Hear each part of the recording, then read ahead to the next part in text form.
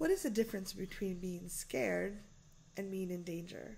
I'm here with Jimanekia from sewjim.com, SEWJIM.com, and I'm Cathy from the intimacydojo.com. And I think it's really important to distinguish this sometimes, because in our society there's this kind of collapse where if I feel fear, either this other person is harming me or I shouldn't do this activity, versus there's actual danger. Like, stepping out of our comfort zones is often uncomfortable. Talking to people about things that we might not be like one thing that Arizona is trying to pass a law where people that can't even talk about bigotry at the colleges. They don't want people to be able to talk about it because white privilege, because they don't want people, like, I don't know. For me, it's like, it's not always a comfortable conversation. I often feel like, oh my God, I thought I was doing such a good job and I can see that I'm not doing as good a job as I could have. It's uncomfortable, I'm scared, but it's good for me. It's growth for me if I can talk through it, versus someone's actually threatening me, or I'm super overwhelmed, I need to take a break now. And I'd love to have your thoughts on, like, where do you see the difference between, safety, actual safety issues and discomfort or feeling fearful? I personally think that growth comes in discomfort. Mm-hmm. If you're in the same spaces and doing the same things, nothing's going to change. Yeah. Fear is totally different. Fear is more of kind of thinking of, for me, like the outcome of it, like, oh, if I do this, this may happen. Yeah. Being in danger is if this is coming at me, this is going to disrupt my life. Mm-hmm. So there's definitely different things.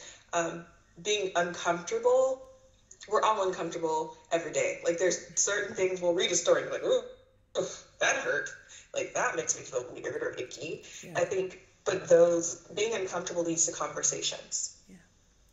No, the conversation that need to be had, deciphering these things that you brought up. Yeah. No, I love the saying, magic happens outside our comfort zones.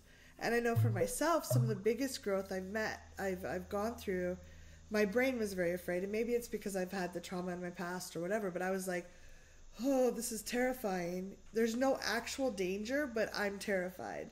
Versus I'm pushing myself too hard. And I still have trouble distinguishing sometimes. And it's good to have friends that are like, really, it's going to be fine. Or, no, maybe you should take a break. Like, feedback is important in our world. But I think even just being aware sometimes that if feeling discomfort doesn't mean there's actually anything wrong. Mm-hmm. Is there anything you work with clients that are going through a lot of trauma? Is there anything, that afterwards they're trying to have a normal life? Is there anything you recommend to them when they're facing the discomfort versus not sure if there's danger? Finding the discomfort, sitting in it. Yeah. Kind of sitting in it and actually having your own time to decipher. How am I feeling? Asking yourself questions. I find myself asking myself questions. Okay, if I accept to do this, what's going to happen? How do I feel with this person asking me these questions? Yeah. Sit with it. I find that we also run from our thoughts. That's why we stay so busy. TV, social media, going out, drinking, like whatever. We avoid it. So if you actually sit in it, yeah. And ask yourself these questions, I think you can find a lot of answers within yourself. Yeah. No, that's the being with the feeling it's hard, but the more we can build up muscles for that, and that's something I think we always have to continue to work on, but just being with the feelings and normalizing it. When we feel fear, just saying, is this a real fear? Is there actually something that I need to, like, avoid or give myself a break from, or is it that I'm afraid of unknown things would happen? Just kind of normalizing that and then being with the feeling. So, because I want more people to have magic in their lives, and I know they're not going to find it if they just play it safe all the time. Of course not. Nothing. I mean, safety is cool, but you're not going to grow. You're not going to get where you want to go. Yeah. Being safe. But if you're in danger and it's going to harm your life, destroy your life, affect someone's, mental, physical health, then that's a whole different conversation. Yeah, we are allowed to have self-care as well. Self-care is the best.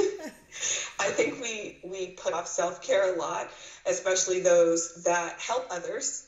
You're so busy, wrapped up helping others that you forget to take care of yourself.